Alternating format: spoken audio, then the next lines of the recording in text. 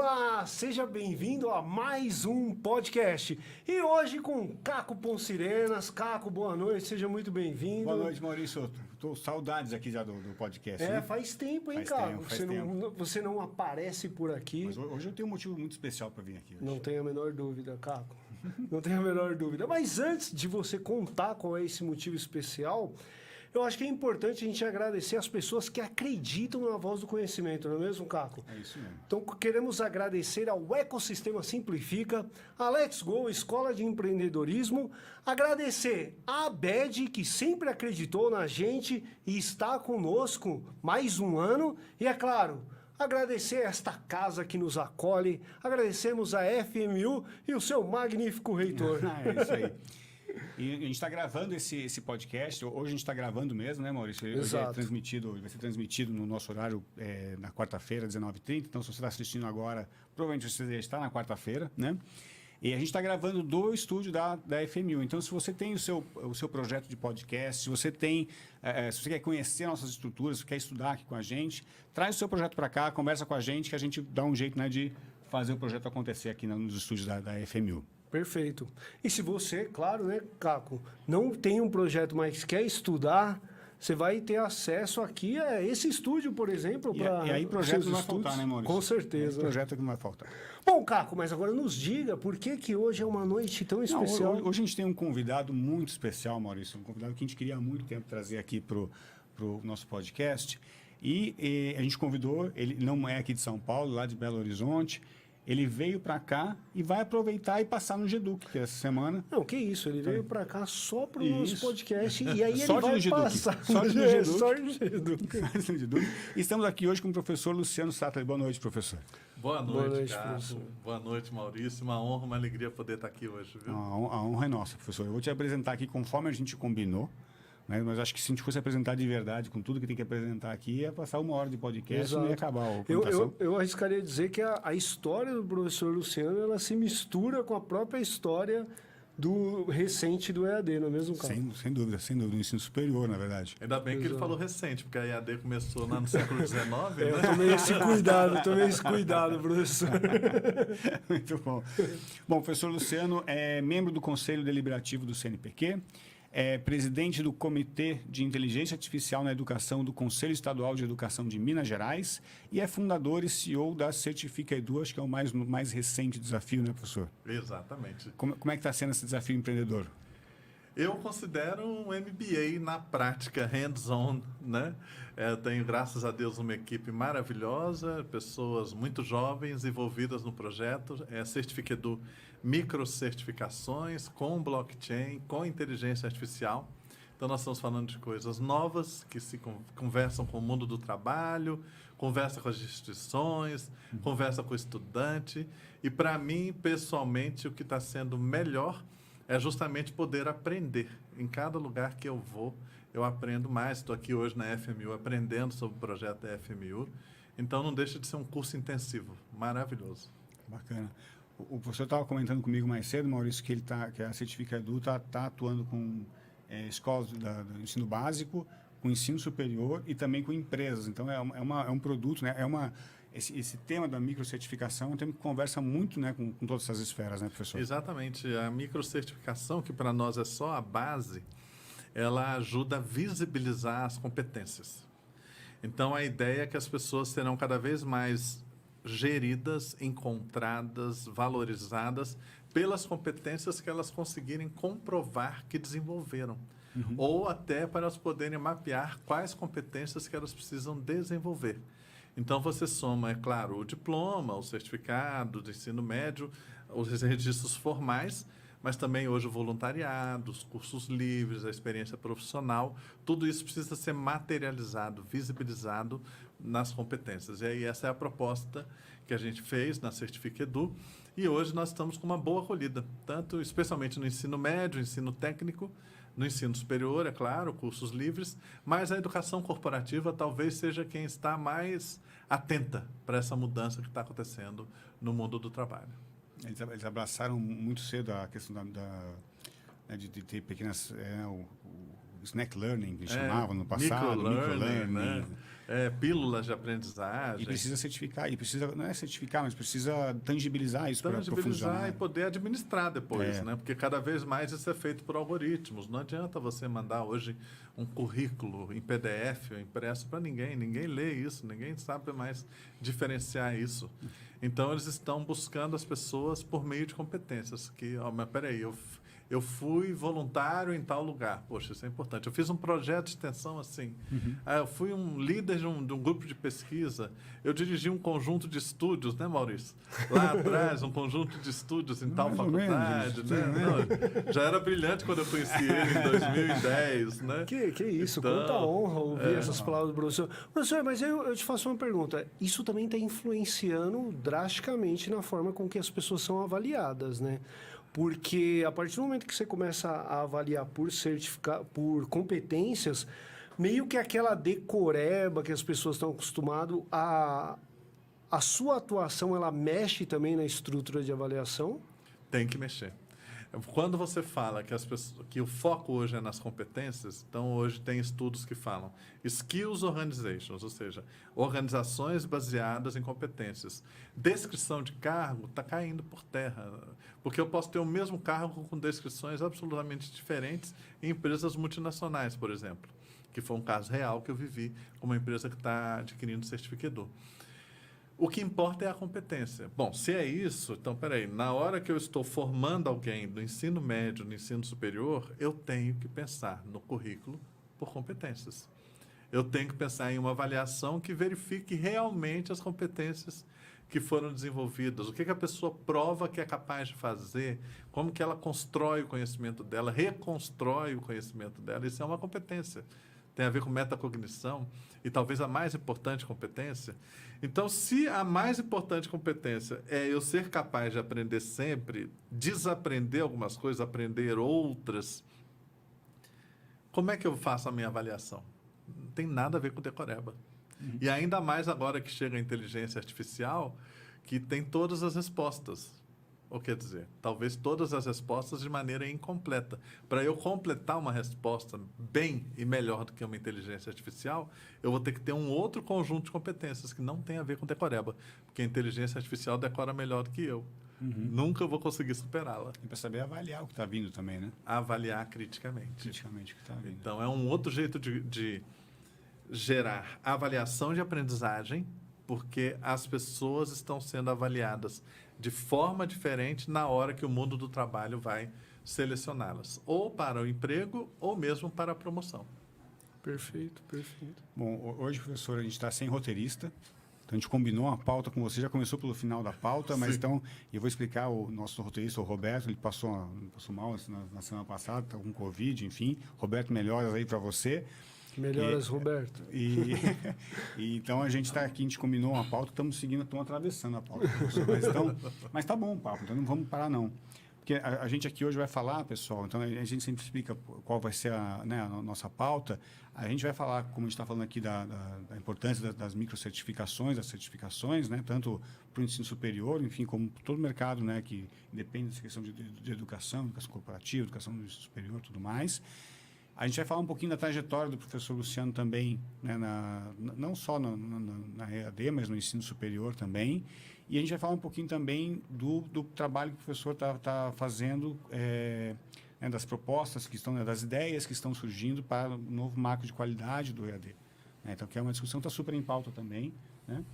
Então, professor, você já percebeu que opa, até bati no microfone, que o Caco, ele é a serenidade aqui do negócio. Ele que põe a gente no chão. Então, Caco, seguindo a sua linha, que eu acho que está corretíssima. Vamos lá, então. Vamos começar, então, Fala um pouco, professor, como que foi a sua história, quando que iniciou esse processo, essa jornada na educação à distância, porque... Eu não gosto muito dessa frase, mas acho que no caso do professor a gente pode falar que quando o professor iniciou nessa jornada do EAD, tudo era mato, né? O professor ajudou a fazer isso se tornar o que é hoje. Pelo bem e pelo mal, né? E por que eu falo isso?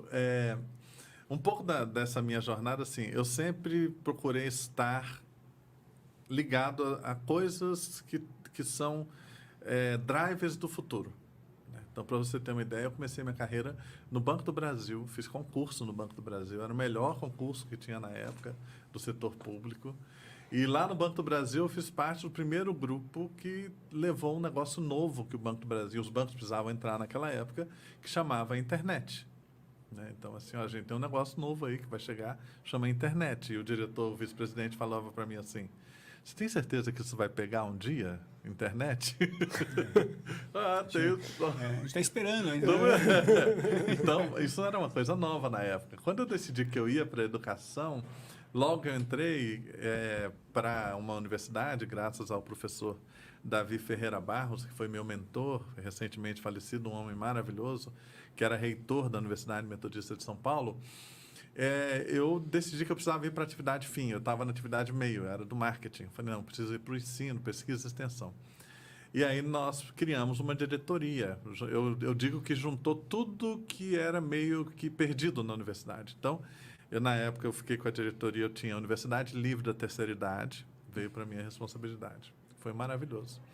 Cursos livres, pós-graduação lato sensu, e aí eu pedi para ele educação à distância. Quando eu pedi, eu já estava lendo, acompanhando, ele falou assim, mas isso não existe. Eu falo, então, é exatamente isso. Né? Aí eu virei diretor, e aí daí a pouco a gente foi crescendo, o movimento veio, eu participei lá do debate pela ABED, do primeiro decreto lá, o 5622, de 2005, ajudamos na redação, que estabilizou ali a educação à distância.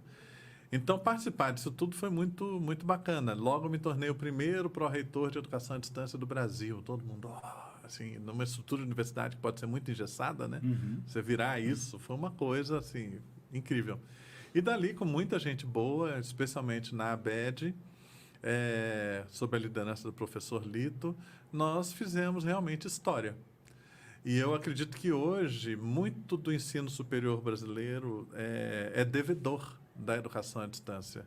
Hoje nós temos mais da metade da população universitária no Brasil está na EAD.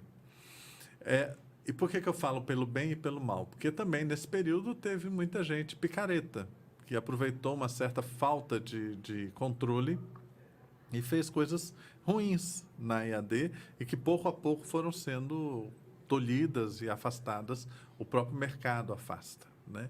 E hoje nós estamos em um momento que a EAD passa por uma revisão do seu marco regulatório, os instrumentos de avaliação, eu estou em uma comissão que faz a avaliação, vai trazer sugestões para esses instrumentos, eu não posso falar sobre isso, mas foi uma honra estar nesse grupo do INEP, mas também o próprio MEC montou agora um outro grupo maior por meio de uma portaria, e o setor como um todo está tendo a possibilidade de dialogar, porque é muito diferente você iniciar a educação à distância na virada do século XXI, com a internet chegando nos lares das pessoas, e você estar hoje, onde você já tem uma maior disseminação, né, do acesso ao mundo digital, demandas diferentes da sociedade e que pede uma revisão. Espera aí, como que eu faço EAD em 2025? Para falar assim, já é o primeiro quarto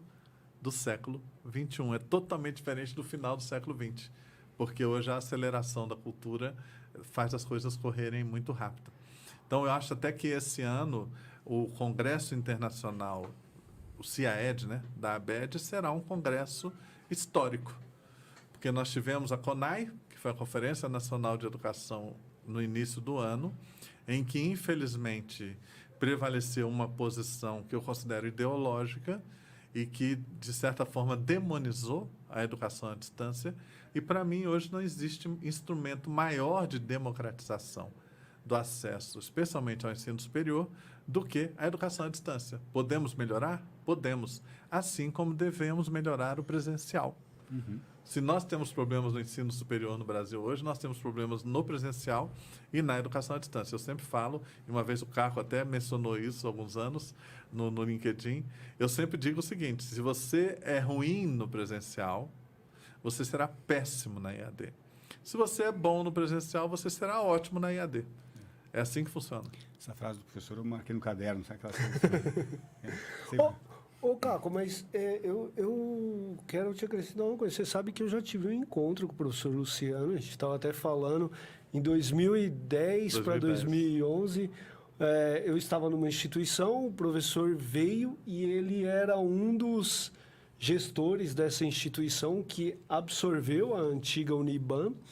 E aí, Caco, eu gostaria que o professor falasse sobre uma coisa com um ponto importante aí nessa trajetória toda que o professor falou, que o professor não comentou. E eu queria que o professor falasse até que ponto isso influenciou no processo de educação à distância, que foi a entrada no Brasil de muitos grupos estrangeiros com investimento na educação à distância. Até que ponto o professor acha que isso influenciou no desenvolvimento ou no retrocesso da educação à distância nesse período? Tem tudo a ver. Isso é algo exclusivamente brasileiro. Tá? Quando você olha a maioria dos outros países, o ensino superior ele é predominantemente público. Aqui no Brasil, o ensino superior como um todo chega a quase 80% no setor privado. Aí, setor privado com fins lucrativos e sem fins lucrativos. Quando veio a EAD, e aí o cenário brasileiro permitiu a entrada de grandes grupos e até a possibilidade de capital aberto, que também não é algo comum nos outros países, a grande forma de expansão se dá pela educação à distância, sem dúvida. E aí uma presença nacional. Quando você compara, não querendo ir muito longe, né, mas quando o ministro Paulo Renato, seguindo a ordem lá de Fernando Henrique, em 95, toma duas decisões importantes. Uma, abrir a possibilidade do setor privado atuar mais fortemente no ensino superior. E a outra, universalizar o acesso à educação básica, que ninguém tinha conseguido. Ele fez uma revolução ali. Ali nós tínhamos nem 1 milhão de estudantes no ensino superior brasileiro. É muito pouco. É muito pouco. Hoje nós estamos com 8,5 milhões, é metade do que nós deveríamos ter comparado com os países, outros países da América Latina. Nós ainda somos devedores em termos de ensino superior no país. Mas esse crescimento se deu, é claro, a esses grandes grupos que trouxeram uma novidade para o cenário de ensino superior, na minha opinião, uma grande novidade, que foi a profissionalização. Então, trouxeram excelência na atividade meio. Quando você analisa o processo de captação de alunos, atividades como contabilidade, compras, finanças, tudo que é atividade meio, esses grandes grupos trouxeram, especialmente do setor financeiro, uma expertise que o setor de ensino superior não tinha. E isso dá um diferencial muito grande. Tecnologia, né? Processos de decisão mais rápidos. Nós, no setor privado, antes nós éramos herdeiros do setor público no sentido assim, as pessoas que vieram nos ensinar a ser universidade no setor privado vieram do setor público, porque nós não tínhamos doutores, não tínhamos mestres. E vieram com a lógica do setor público, que não combina com a agilidade desse novo momento. Então, sim, toda essa revolução passa também por esses grandes grupos de uma nova cultura de fazer ensino superior. Alguns vão criticar, dizendo que talvez na atividade fim possa fazer melhor, né? Possa fazer de um jeito diferente. Agora, sem dúvida que o nível de profissionalização da gestão que eles trouxeram foi muito diferente, muito melhor. Muito bem. Sendo uma aula, né, Maurício? Totalmente. Eu gosto assim, no podcast aula. Estou devagando muito? Né? Não, tá perfeito. Perfeito, professor. Bom, professor, como você falou, essa informação eu não sabia que você foi o primeiro pró-reitor de EAD do Brasil. Também foi. Que bacana, que legal. E teve essa passagem, então, aqui como o Maurício falou.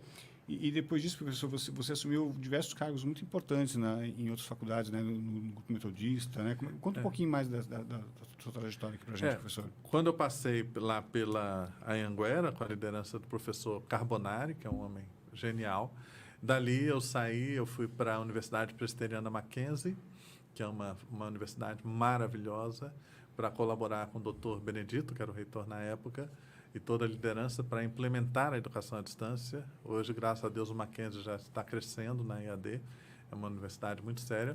Aí eu voltei para o Grupo Metodista.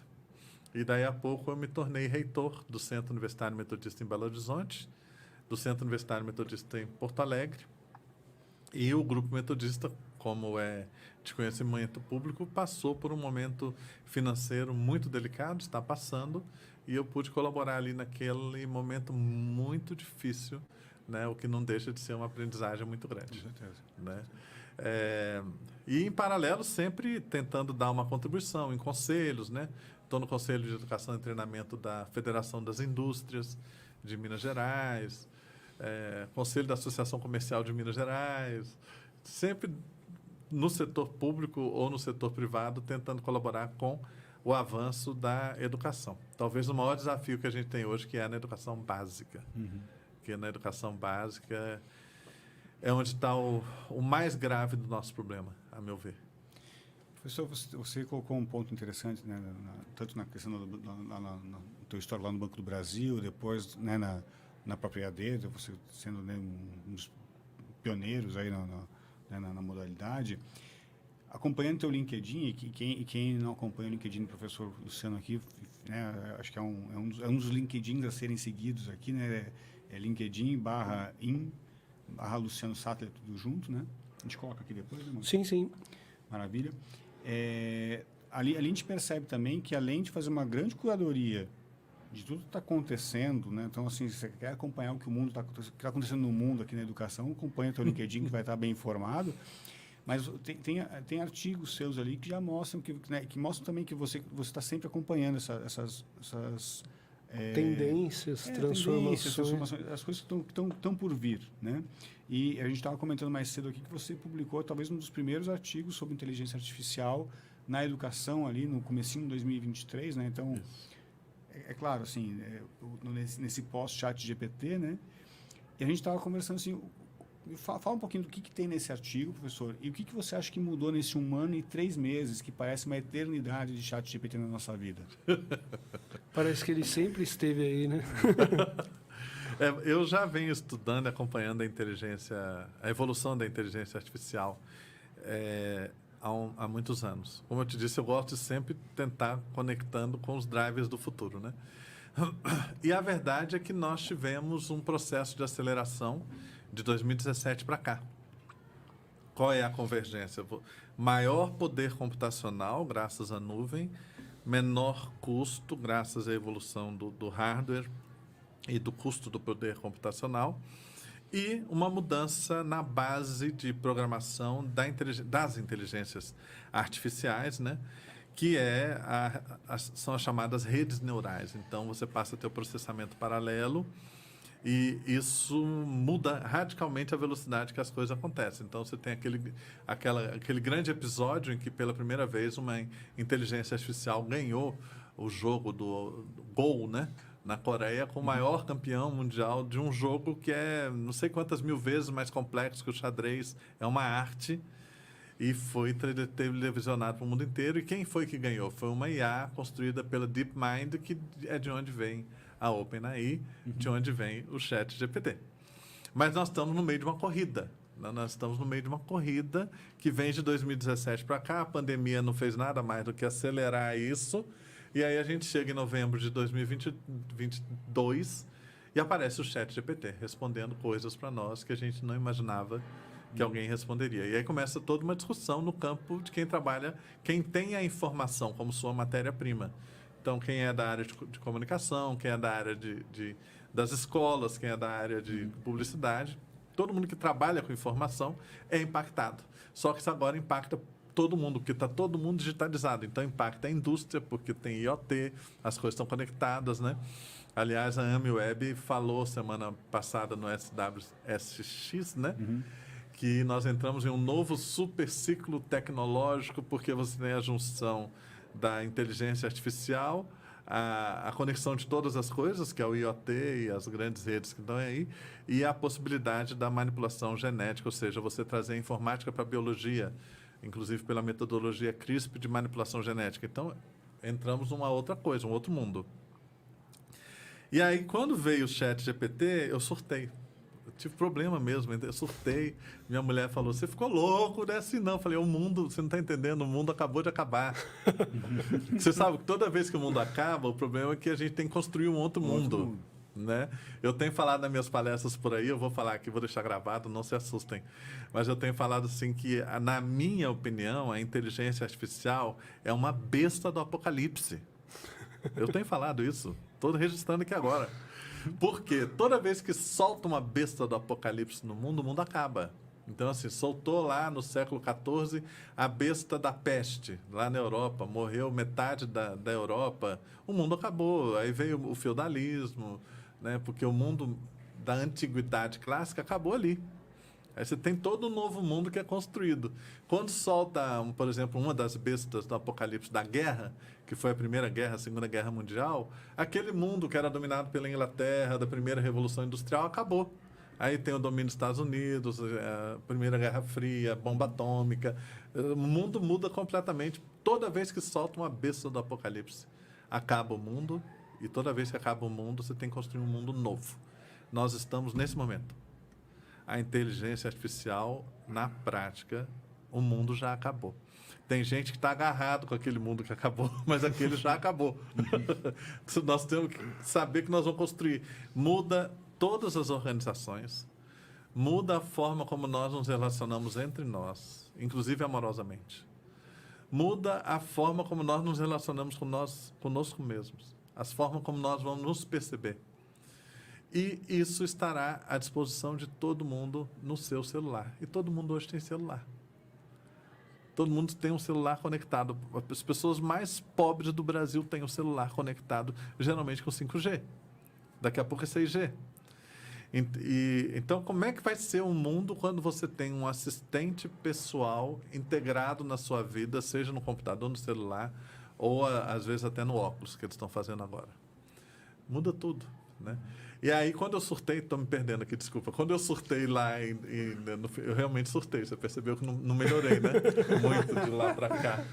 Mas estou sob efeito. Aí eu combinei com o pessoal do Risos, publiquei esse portal dizendo, gente, é o seguinte, outra característica de uma besta do apocalipse é que você não consegue empurrar ela de volta para o inferno. Por mais que a pessoa seja boa, pode chamar o padre que for, que não vai conseguir exorcizar. Ela fica, entendeu? Então, como é que você faz? Você tem que aprender a conviver com essa coisa e tentar fazer o melhor uso dela. E foi isso que eu escrevi. Né? Eu fiz toda uma pesquisa e de lá para cá já fiz várias palestras, várias capacitações, inclusive cursos, oficinas. E por isso que agora, no Conselho Estadual de Educação de Minas, que eu sou conselheiro, eu acho que é muito importante isso, porque vai ser, para o país, a primeira vez que o setor público vai ter uma proposta de uma diretriz que oriente as escolas, professores e estudantes de como fazer o melhor uso, de forma crítica e criativa, dessa nova tecnologia habilitadora que chegou para ficar. Professor, honestamente, depois de tudo que o professor falou, a vontade é de sair correndo. Mas eu vou tentar canalizar aqui, porque isso que o professor está falando influencia drasticamente a educação. E eu arriscaria dizer que talvez em uma esfera que nunca atingiu antes, que é a esfera da produção de conteúdo, do planejamento de ensino. Porque até então, antigamente, a gente discutia, o aluno pode usar o celular na sala de aula, pode usar a calculadora, pode usar um computador, pode dar um copia e cola no Google para fazer um trabalho. A percepção que eu tenho é que, a última década, a gente discutiu o que o aluno podia e o que o aluno não podia fazer. Agora, a gente começou a discutir o que o professor pode e o professor não pode fazer. Eu já ouvi discussões que, não, o professor vai criar um conteúdo, vai desenvolver, não pode usar o ChatGPT. Só que isso é impossível, não tem como você segurar isso. E aí, nessa perspectiva, o professor acha o que mais influencia hoje? Onde que está justamente na forma que a gente vai começar a planejar esse ensino, já que a gente tem uma ferramenta que, como o professor falou, se você fizer perguntas superficiais, ele vai no ChatGPT e responde. Como é que você planeja o ensino com uma ferramenta tão poderosa dessa? Tem que ir um pouco mais além, sabe? Eu tenho feito uma pergunta assim, quando é que um professor merece ser substituído pela inteligência artificial? Essa é pesada, hein, professor? E ela é derivada de uma pergunta da EAD, lá da década de 70, porque quando começou a EAD ser disseminada com a internet e tudo, na década de 90, muita gente reagiu falando, mas vai tomar o lugar do professor, né? E teve um americano que fez essa pergunta, olha, ele na verdade fez uma afirmação. Se um professor puder ser substituído por um computador, ele merece. Né? Então, essa frase está sendo repetida agora, né? Exato, agora muda com a inteligência artificial numa escala muito maior, né? E aí a pergunta que eu mudei foi essa: quando é que um professor merece ser substituído por uma inteligência artificial? Porque se eu perguntar, hoje eu tenho um Copilot instalado, mas você pode ter um Gemini, qualquer um. Quando você faz uma pergunta bem feita, que é um prompt, uma pergunta bem feita virá uma resposta boa, completa e atualizada sobre o que você perguntou. Se você pedir uma imagem, vai vir uma imagem boa, legal, e você vai adaptando ela. No sábado, agora, no feriado, eu produzi minha primeira música na vida.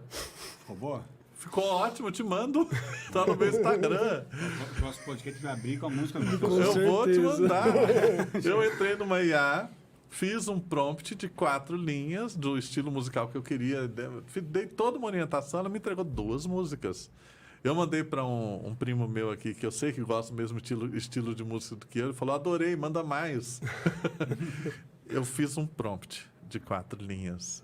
E ela produziu uma música de 2 minutos, ela ou ele. Com voz, com letra, com música e com arranjo. Então, impactos.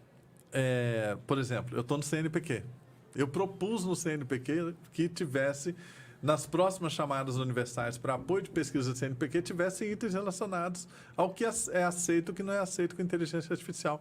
Por quê? Por exemplo, a produtividade do cientista aumenta muito com a inteligência artificial. Como é que o avaliador vai dar conta? Vai ter que usar outra inteligência artificial? Porque hoje o pessoal já não dá conta de avaliar a quantidade de papers. Vai multiplicar isso por 1000. Como é que eu cito uma inteligência artificial? Isso falando da pesquisa. Material didático, nem se fala. As empresas todas hoje já estão demitindo e revisando os contratos com empresas que produzem material didático, porque você consegue produzir 10 vezes mais com uma pessoa. Avaliação de aprendizagem. Como é que você pode fazer uma avaliação de aprendizagem? Nós já temos aqui em São Paulo várias pessoas, vários grupos que fazem avaliação de redação usando IA já há muitos anos. Só que agora isso, você não precisa contratar uma empresa assim. Você consegue fazer como professor aqui dentro.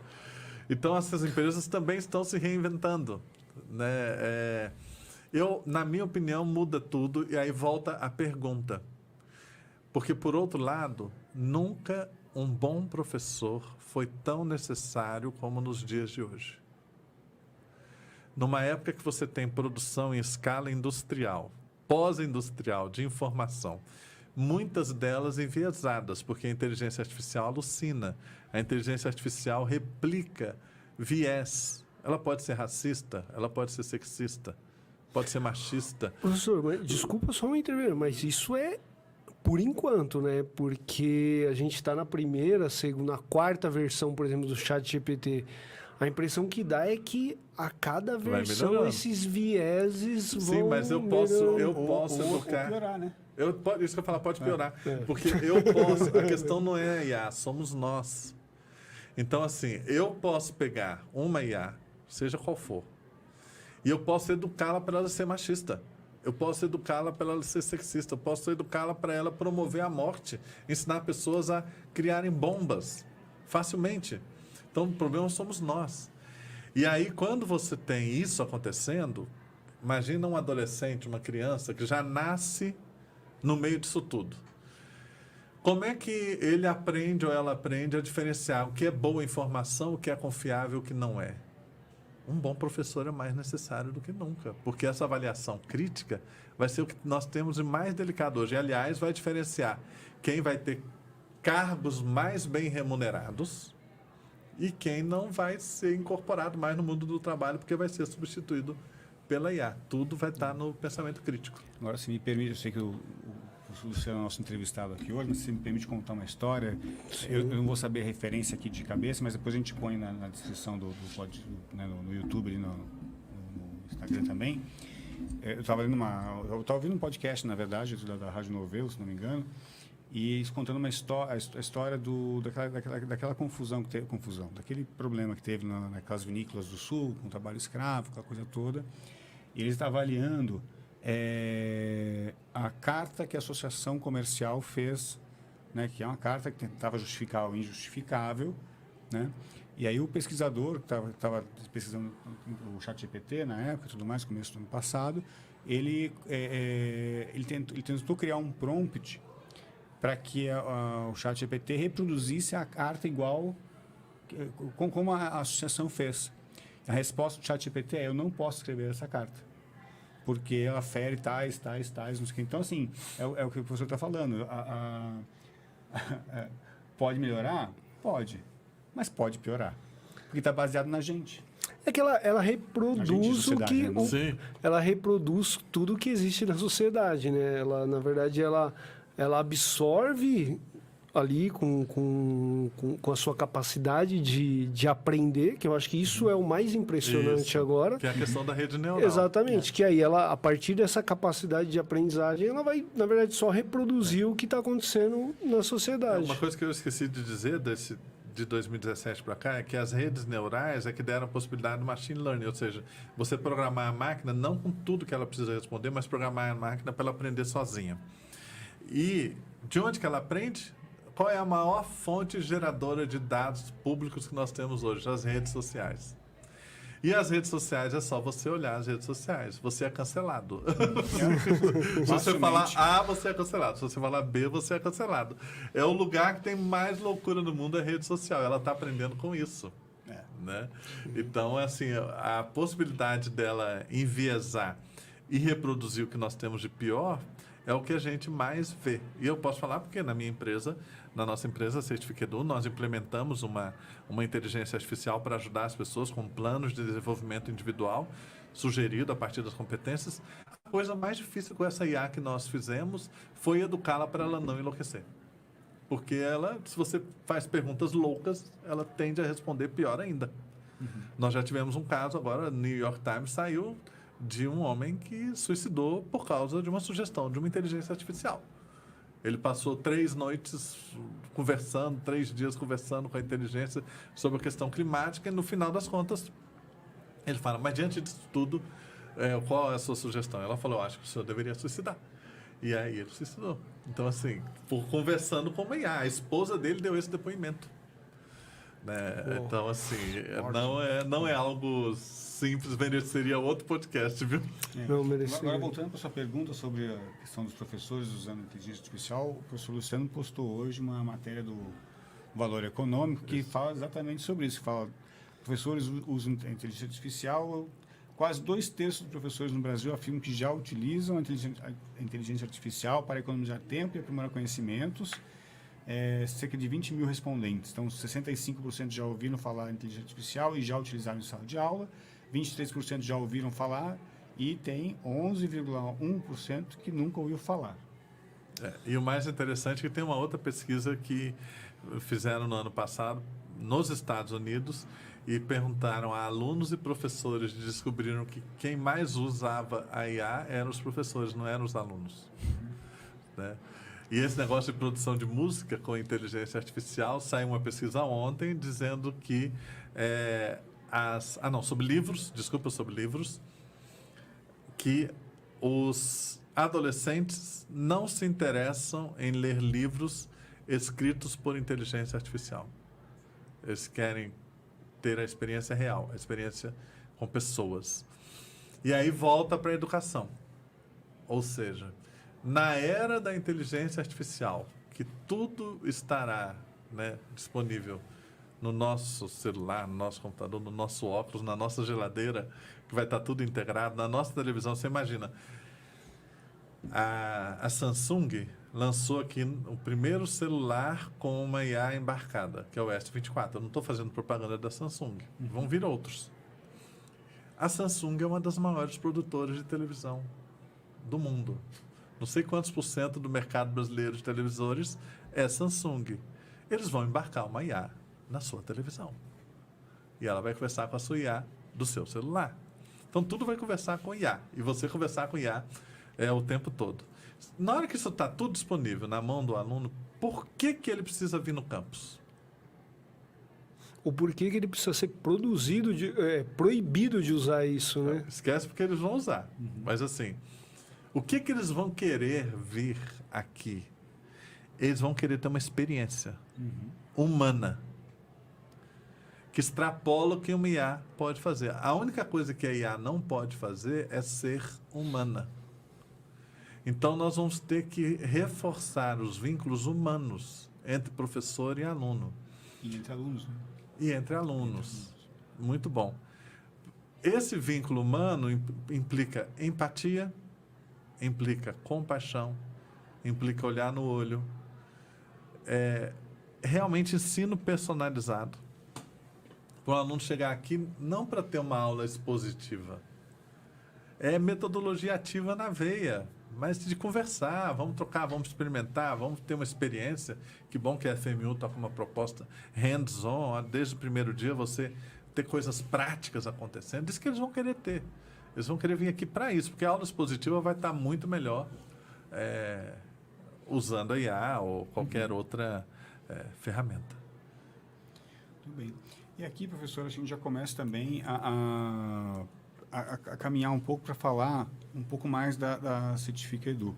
Porque quando a gente fala assim, então eu vou ter que começar a criar as experiências, né? E que eu estou falando de uma instituição de ensino superior, posso estar falando de qualquer outro tipo de escola, de empresa e tudo mais.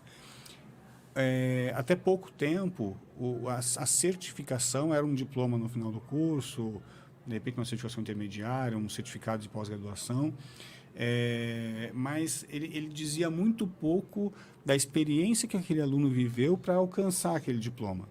Então, você pegava um diploma de direitos, né, o que você entendia daquilo que você passou 5 anos estudando numa instituição de ensino, foi aprovado em todas as disciplinas e está aqui, você está aprovado, agora vai lá para a OAB, seja feliz, né?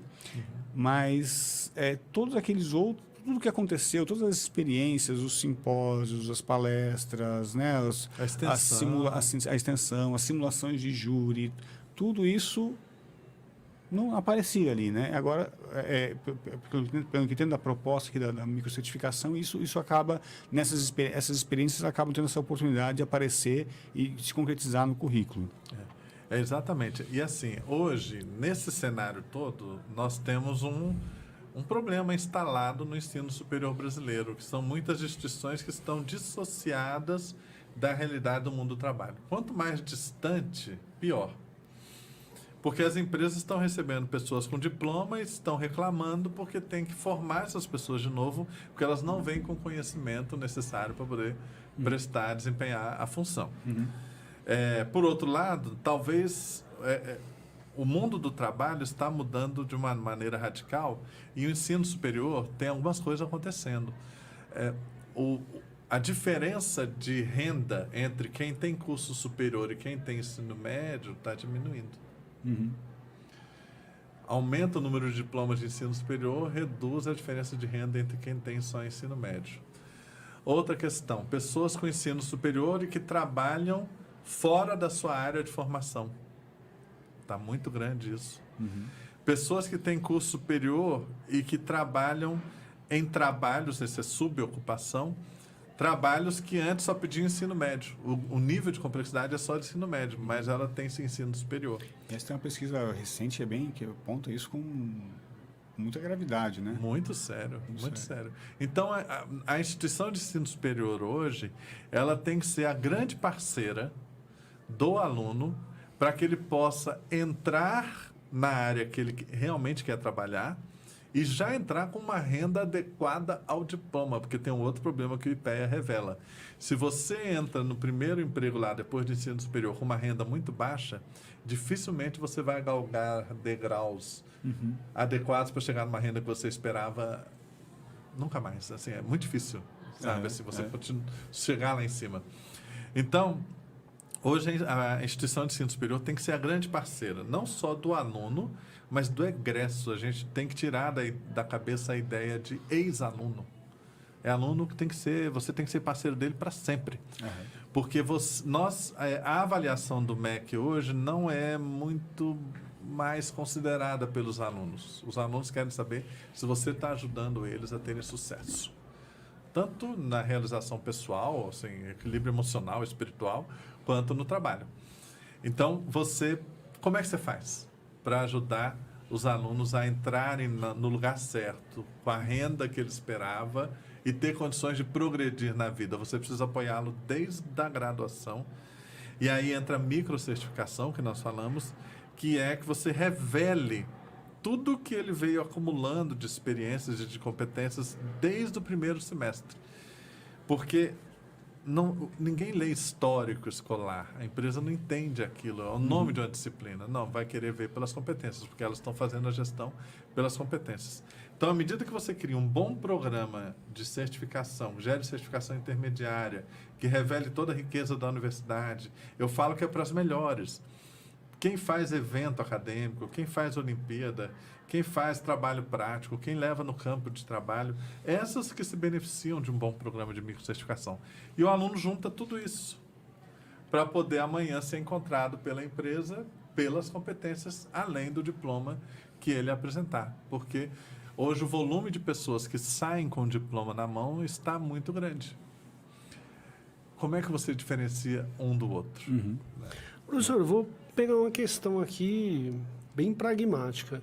Isso não vai encarecer o curso? Não, porque não. É um trabalho que está sendo feito paralelamente, ou junto à universidade. Não vai encarecer o curso das melhores. As melhores já fazem tudo isso. As melhores já têm um núcleo de prática jurídica top.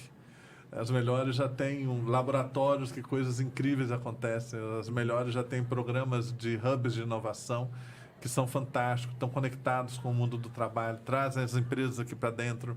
As melhores já fazem tudo isso. Isso é só um jeito de você aumentar a presença digital.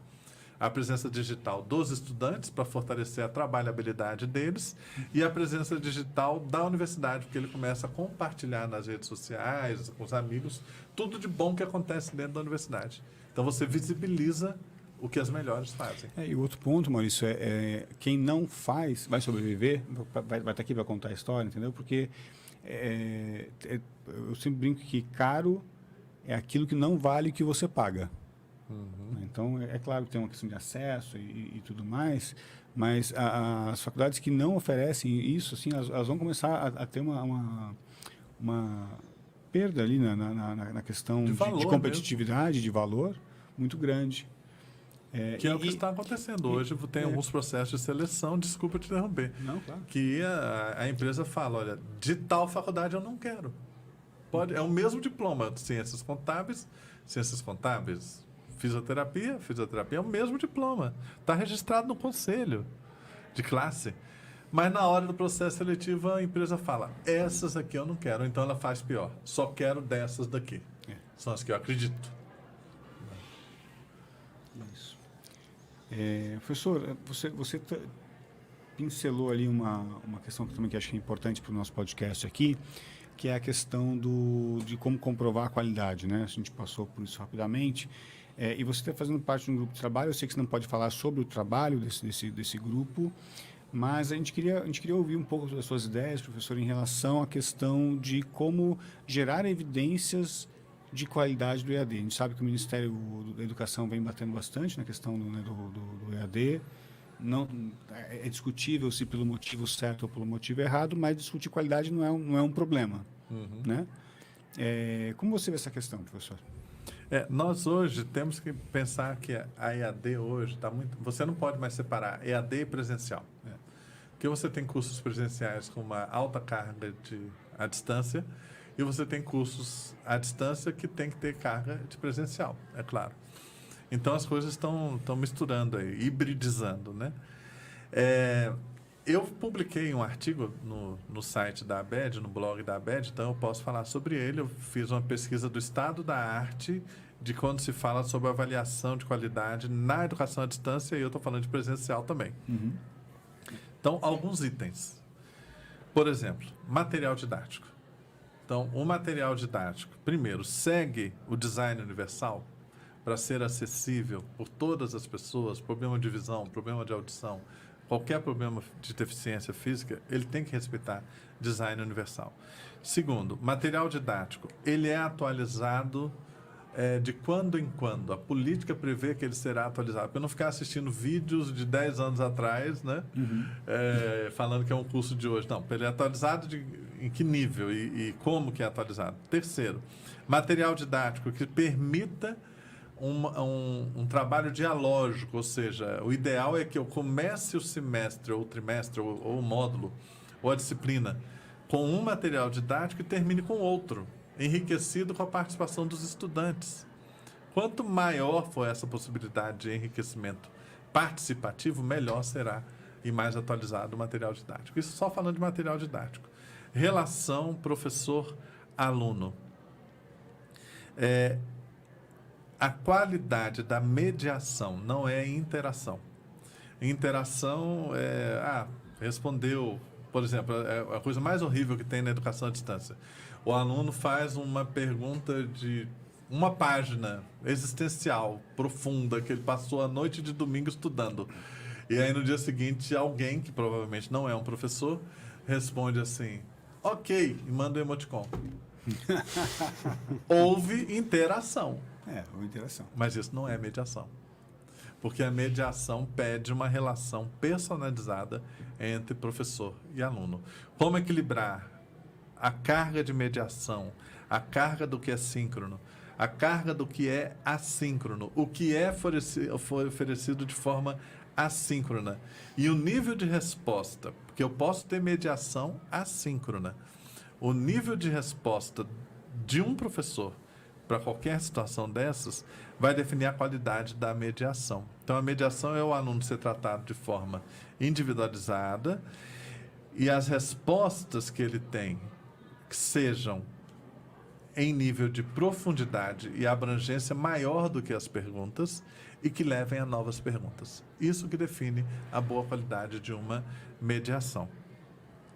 E, por fim, mas não menos importante, é que todos os meios de experiência do aluno, o atendimento financeiro, o atendimento administrativo, a busca do histórico, qualquer assunto que ele acione na universidade, seja o mais facilitado possível, pensando realmente numa modalidade UX.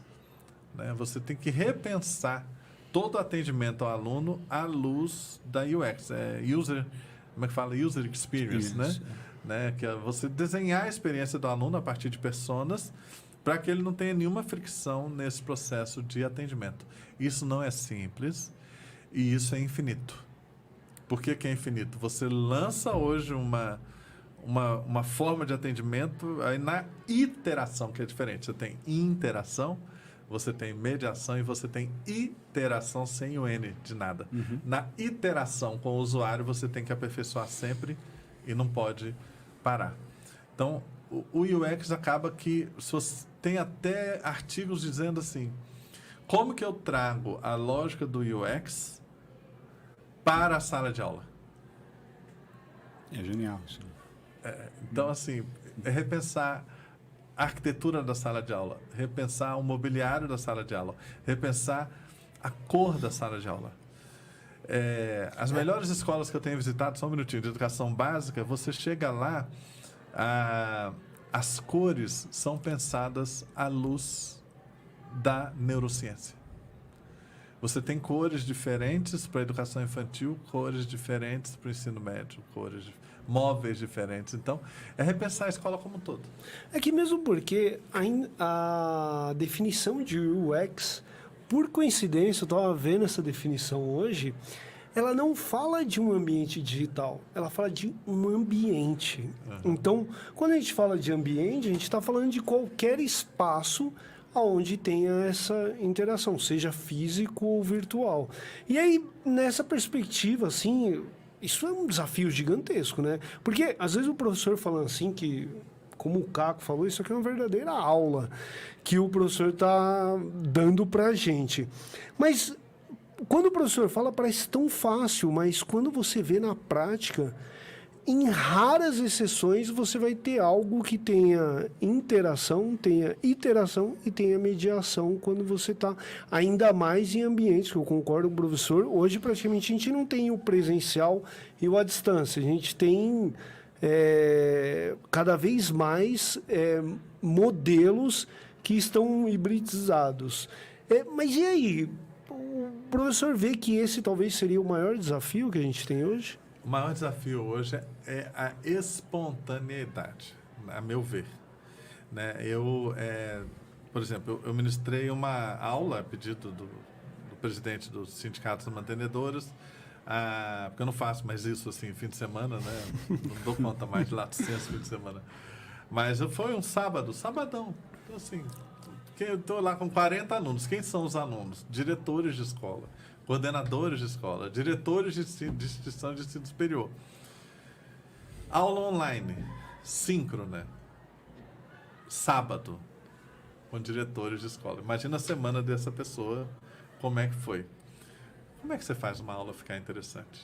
Tem que ser espontânea e tem que ser participativa.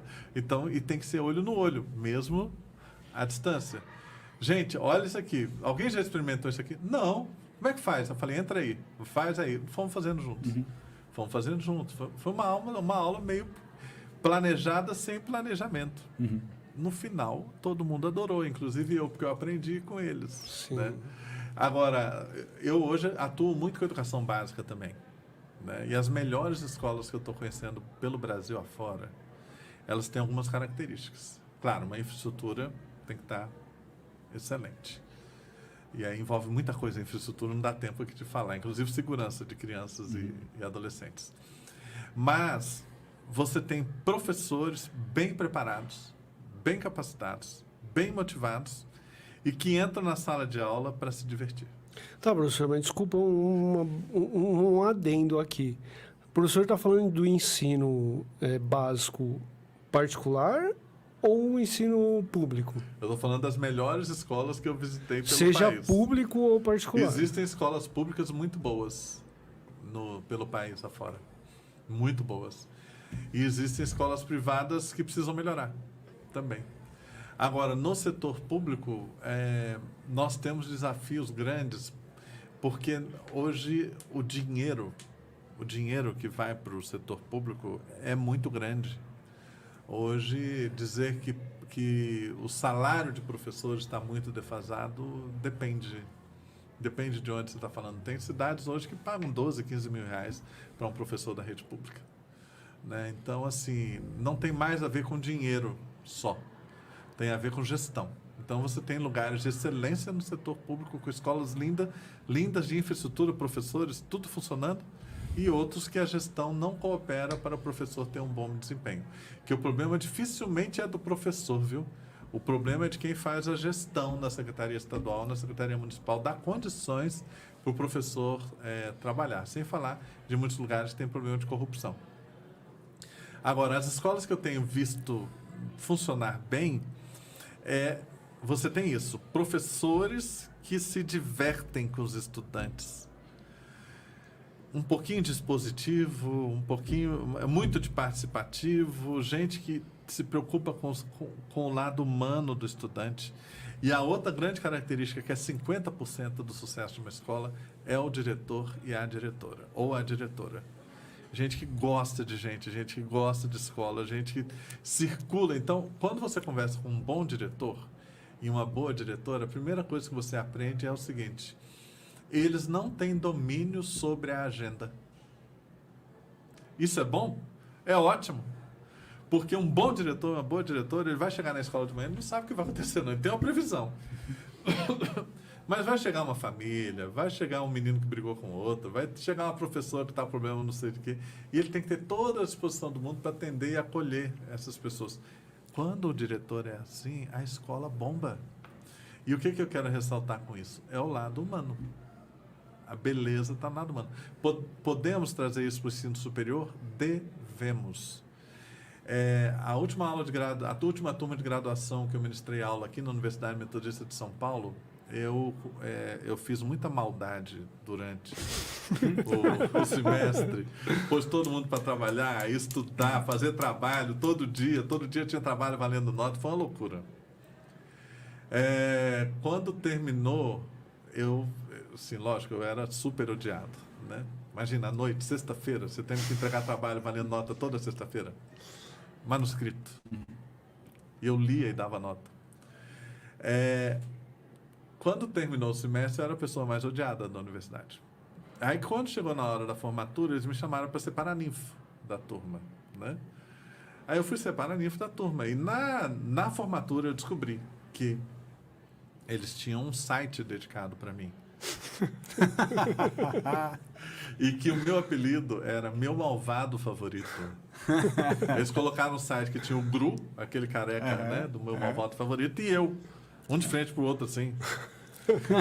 O que eu era meu malvado favorito? Né? Porque, olha, ele fez a gente penar, mas agora, ele era humano, ele não olhava a hora, conversando com a gente, tirou todas as dúvidas, me ajudou no meu trabalho, porque eu perguntei um negócio do meu trabalho, ele me ajudou, me deu atenção. E outra coisa, material bem preparado, material didático, a aula era bem preparada, ok, foi planejada, mas eu estava ali não para ministrar um conteúdo. O meu interesse era aquelas pessoas. Você vê que mesmo com todo esse know-how que o professor está falando para a gente, uma máxima continua verdadeira aí, que aqueles professores que mais exigem de você é o que você mais vai lembrar, né? E valoriza, né? Exatamente. Eu encontrei um aluno aqui no World Trade Center, um ex-aluno no World Trade Center, né? E ele, nessa ocasião, estava já num alto cargo, numa agência de comunicação de marketing digital, era alto executivo lá. E aí ele, professor, encontrou comigo. Eu falei assim, rapaz, o que você está fazendo aqui? Ele falou, não, estou aqui, professor, virei diretor de não sei o que e tal. Mas como que você virou diretor? Você sentava na última fila. Você era aquele aluno do fundão. Aliás, você namorava aquela menina linda e você não prestava atenção em nada do que eu falava. Ah, professor, casei com ela, estamos casados, 2 filhos. Eu falei, que joia, bom gosto. Aí ele falou assim, mas o senhor está enganado, eu prestava atenção em muita coisa. E eu prestava atenção especialmente nos momentos informais de conversa que a gente tinha depois da aula. Então, você entende? Que é isso que a IA nunca vai... Eu estou ressaltando, é o humano. É o humano. Trazer essa experiência para toda a sala de aula, para todos os professores, para todo mundo, primeiro, dá um alívio de que, olha, peraí, eu tenho que cumprir um conteúdo, mas se eu desenvolver empatia, isso é Carl Rogers, empatia, compaixão com o meu aluno, até o conteúdo vai fluir melhor. Nossa, mas isso traz uma reflexão que eu tive aqui agora. Você me permite, Caco? Vamos fazer uma votação? Você permite? Permito. É porque a impressão que dá é que para a gente ter relevância nesse mundo, a gente só precisa ser humano, né? Baseado nisso que o professor está falando, porque durante vários anos aí da história da humanidade, a gente foi se transformando em robô, né? Levanta cedo, vai dormir tarde, segue ali as 8 horas de trabalho, e isso não está mais sendo exigido da gente. Mas essa palavra só é muito importante, porque o que é você ser humano? Porque nós estamos numa sociedade que está organizada para nos enlouquecer. Né? Tem aquele livro, A Produção Social da Loucura, tem que ler, né? Do Ciro Marcondes Filho. Está muito atual. E a sociedade existe para nos desumanizar. Então, ser humano hoje é um projeto. Você tem que estar atento a você mesmo, na sua casa, com seus filhos. Quanto tempo que você dedica ao celular ao lado do seu filho? Verdade. Sim. Quanto tempo você dedica a uma rede social e não liga para sua mãe? Não liga para o seu pai se ainda forem vivos? Ah, não deu tempo de visitar meu pai velhinho lá, mas você está gastando... Então, você precisa ficar muito atento hoje para não se desumanizar. E São Paulo, que eu adoro São Paulo. Adoro São Paulo. Mas São Paulo a gente precisa ter muito cuidado. As grandes metrópoles a gente precisa ter muito cuidado, porque tomado aí pelas demandas da vida, né? Inclusive o trânsito, a gente corre um risco muito grande de desumanizar. É só olhar nossas reações no trânsito. Você é a melhor pessoa do mundo. Leva uma fechada, de repente você vira um demônio. O senhor volante. O senhor volante, né? Assim, o que está acontecendo com a gente? Pateta. E tudo isso a gente traz para dentro da sala de aula. Ufa, estou aqui, tem que dar aula, tem que cumprir o conteúdo. Não, peraí. Como é que você está? Me conta de você. Olha, acho que a grande vantagem de estar gravando o podcast não transmitindo ao vivo é que a gente pode mudar o título. Exato. Né? Porque eu acho que isso que a gente está falando aqui, acho que talvez seja uma das coisas mais, a mensagem mais poderosa desse episódio que a gente está gravando aqui. A gente falou das microcertificações, a gente falou da qualidade na EAD, a gente falou da inteligência artificial, mas acho que essa mensagem de humanização, e isso a gente vê no dia a dia da instituição, né?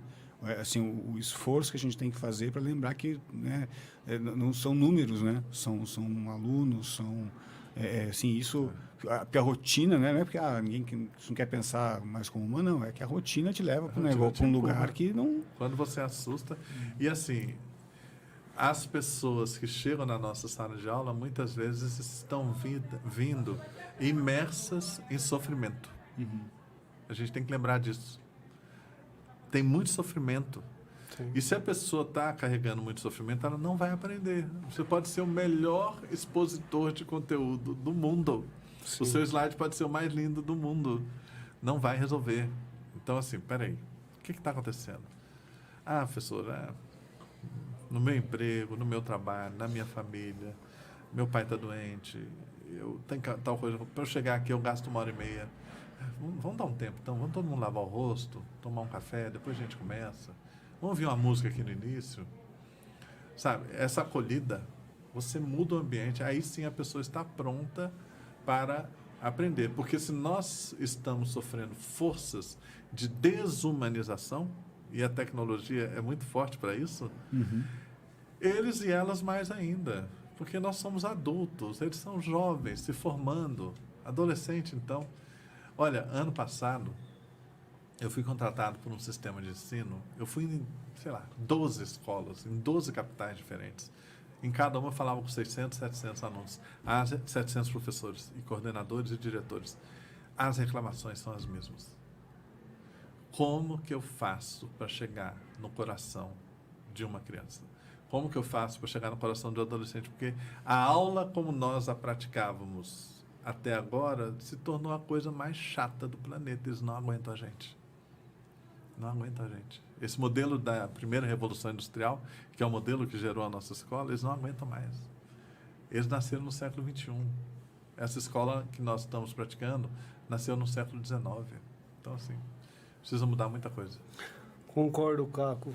A gente já tem o nome do nosso podcast. E se você chegou até aqui, você percebeu o momento exato que a gente escolheu o tema do podcast. O tema do podcast. Professor, passou aqui já mais de 1 hora. É mesmo? A gente nem viu passar. Papo maravilhoso. Papo maravilhoso mesmo, assim. Professor, se você fosse deixar, se você não, você vai deixar. Né?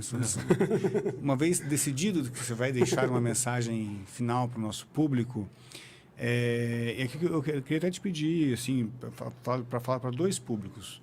A gente tem muita gente que assiste a gente que é professor, que é do corpo docente de instituições, acho que principalmente, né, de instituições de ensino, nosso público, mas também tem muita gente que faz gestão de instituição de ensino, gestão de escola. Que mensagem a gente pode deixar aqui para eles hoje? Caco, a gestão hoje é algo profundamente desafiador. No ensino superior, nós estamos falando, né? Não vou nem falar da básica. No ensino superior, quando você avalia o cenário, eu até produzi dentro daquele relatório de tendências do semestre, que sai todo início de ano, esse ano, eles me fizeram a gentileza de me convidar, e eu deixei lá algumas opiniões, né, sobre tendências para o ensino superior. Se eu estou na gestão, eu preciso me alinhar de forma crítica e criativa às tendências. Eu não posso me apegar, porque sempre nós fizemos assim.